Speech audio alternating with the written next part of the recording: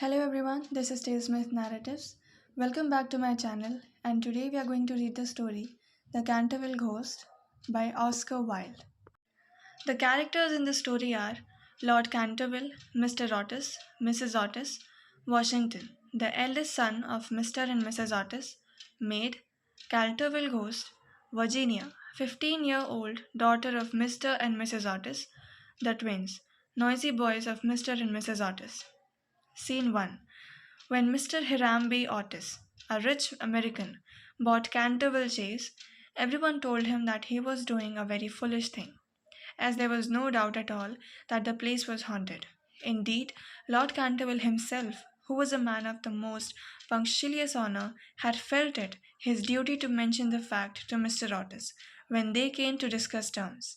Lord Canterville and Mr. Otis are in the castle library. Lord Canterville.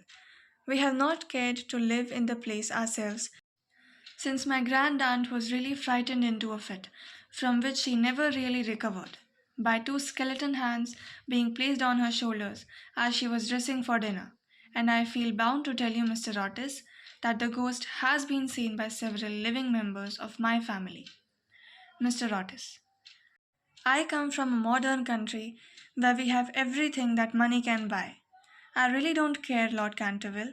I'll buy the castle anyway, including the ghost. Lord Canterville.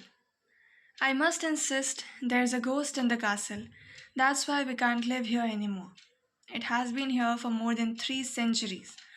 My wife can't even sleep at night because of the strange noises. Mr. Otis. There is no such thing as ghost. Lord Canterville. Well, if you want to live with a ghost, it's up to you. But don't say that I didn't want you. Mr. Otis. Just give me the papers, I'll sign them right away. Lord Canterville gives him the papers and Mr. Otis signs them. Lord Canterville. The castle, Canterville Chase, is all yours. Mr. Otis. Thank you.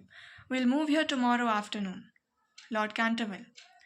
Very well, Mr. Otis. Have a nice day. They shake hands and both head to the door and leave. Scene 2. The Otis family is in the castle having dinner. Mrs. Otis. There's a red stain on the floor. Mrs. Otis rings a bell and the maid enters the room. Mrs. Otis. I see that someone dropped something on the floor. Maid. Yes, madam, it's a blood stain. Mrs. Otis. How terrible. I don't want to see blood stains on the floor. Clean it up immediately. Maid. I'll clean it up, but it won't disappear, at least not forever. Mrs. Otis. Why not? What do you mean? Maid. The stain belongs to Mrs. Eleanor de Canterville. Mrs. Otis. Eleanor de Canterville? Who was she? Maid. She passed away in 1575 on that very spot. Mrs. Otis. How did she die? Maid. Her husband took her life away. Mrs. Otis. Oh my. Maid. Sir Simon de Canterville, her husband, lived here 9 years after her death, but then he disappeared and his body was never recovered. His soul still lives in the castle. Many people, including tourists, have seen that stain, but it is impossible to remove it, at least not until Sir Simon de Canterville rests in peace. Then the stain will disappear forever. Mrs. Otis. That's all nonsense. Washington. I'll clean it up myself. Washington leaves the room and comes back with a liquid stain remover and detergent. He kneels down and cleans the stain. The stain disappears. Washington. See, it disappeared. There's thunder and the maid screams. Mrs. Otis. Don't be afraid. Maid. I have seen him with my own eyes. Mr. Otis. There's no ghost in here. Mrs. Otis. Go to your room and try to rest. We'll see you in the morning. The maid leaves the room and Mr. and Mrs. Otis kept looking at the floor where the stain was. Thunder continues to strike. They leave the room. Scene 3. Mr. and Mrs. Otis, Washington and Virginia, are in the dining room having breakfast. They see the stain once again. Mrs. Otis. The stain. Washington. I'll clean it up again. Washington cleans the stain. The stain disappears. Suddenly, a door opens and a ghost with long grey hair, ragged clothes, and chains entered the room. Mrs. Otis screams. Mr. Otis. Excuse me, ghost, but your chains make a lot of noise. I think they need some oil. I'll give you some. Mr. Otis gives the oil to the ghost. The ghost takes the oil and throws it to the floor. Then he flies down the corridor. At the end of the hall, a door opens suddenly and the twins show up throwing big pillows to the ghost, who disappears through the wall. Mr. Otis to the twins. You should not have done that, twins. Ha ha ha ha. Mr. Otis. If he refuses to oil the chains, then I have to take them off. Mrs. Otis. Or we will not be able to sleep at night. Virginia. You should leave him alone. The ghost appears again and tries to scare the family. Ghost. He tried to scare them. Mr. Otis. You are sick, Mr. Ghost. You need to take some medicine. Do you have a stomachache? Ghost. He again tried to scare them. Mrs. Otis. Kids, bring me the stomach pain reliever. It's in my room. Twins. Yes, mommy. The twins leave. Another ghost enters the room. The ghost is a pumpkin head stuck into a mop, and the twins covered with a white sheet are hidden under the sheet. The Canterville ghost screams. He gets scared and leaves the room. Twins. Ha ha ha, we scared him. We scared him. Virginia. This is not funny. Leave him alone. Mr. Otis. I don't think he will be back. Mrs. Otis. Come on, our breakfast is getting cold. They sit at the table and keep eating. Scene 4. The ghost is in his room. Ghost. Oh, I feel so tired and weak. I will not get out of this place for a few days. Those kids are a nightmare. I feel sad and so humiliated. But who was the other ghost? I'll go out and find out.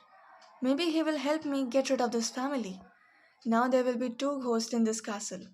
The ghost gets out of his room and looks for the other ghost. At the end of the hall, he sees it. Ghost, there is it. Ha ha ha. He approaches the other ghost, which has a paper hanging with a written message. The Canterville ghost reads it. Ghost, I am the artist ghost, the only and original. All the other ghosts are imitations. Ha ha ha. The ghost is furious. He goes to his room. When he opens the door, a bucket with blue paint falls over his head. The twins get out of his bed, laughing, and they get out of the room. Ghost. I can't stand this family. They don't care. They don't deserve the blood stain. How did they get into my room? He locks the door and sits. There's a noise. Virginia tries to open the door with a key. Ghost. Someone is trying to open the door. The door opens and Virginia enters the room. Virginia. Oh, Mr. Ghost, I feel so sorry for you. Please forgive my family. Ghost. Those kids are so disrespectful. Virginia. I have good news for you. My brothers will not be here tomorrow, so they will not bother you. Please try to behave. Ghost. Are you telling me that? I'm the one who needs to behave. What about your family? They are not afraid of me. I want to scare people. It's my only reason for existence. Virginia. Why? Ghost. Because that's what I have been doing for many, many years. Virginia. You don't have to. Ghost. That's none of your business. Virginia. I will leave you alone then. Host. No, please don't leave me. I'm so lonely and you are the only nice person in this family. Virginia. Who are you? Ghost. I'm Sir Simon de Canterville. Virginia. Why do you haunt this castle? Ghost. Because I did something terrible to my wife. I really would like to sleep for a while, but I can't. Virginia. Why not? All you have to do is lie down on the bed and blow out the candle. Ghost. I have not slept for 300 years and I'm so tired. Virginia. Oh, poor you. Isn't there a place where you could sleep? Ghost. Yes, there is a place on the hill. A little garden. Virginia. Are you talking about the garden of death? Ghost. Yes. Silence is the only thing you can listen in that place. Can you help me rest in peace? Virginia. How can I help you? Ghost. Only love and forgiveness can open the doors of the garden. Have you read the old prophecy on the library window? Virginia. Oh, yes, I have.